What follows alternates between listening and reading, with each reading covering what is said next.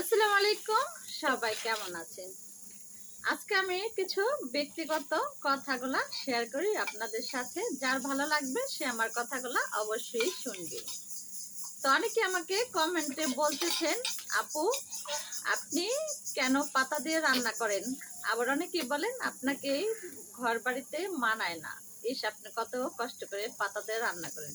তো আমি বলি, আমাকে কি দেখে মনে হয় যে আমি অনেক কষ্টে আছি বা কষ্ট করে রান্না করি?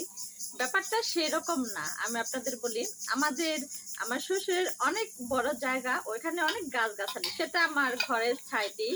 তো পাতাগুলো অপচয় হয়ে যায়, নেওয়ার মতো কোনো লোক নেই। তো আমি আছি।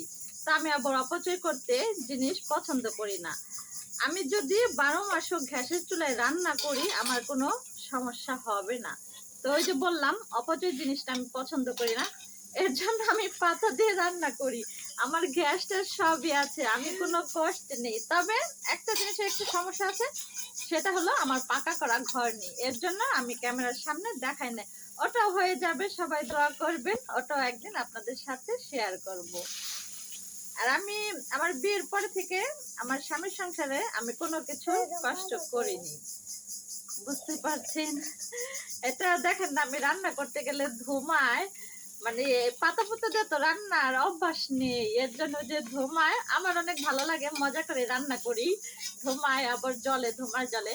আর আমি ঢাকা ছিলাম আমার হাজবেন্ডের সাথে, ওখানে তো বোঝেনি সবসময় গ্যাসে রান্না করা হয়, লাইনের। তো তারপর আমি চেষ্টা করি যে স্বামীর যেন 2 টাকা জানি বাঁচে। আমি এর জন্য পাতা দিয়ে মানে করি, এটাই, আর কিছু না। তো সবাই ভালো থাকবেন, আমি উত্তরটা দিয়ে দিলাম।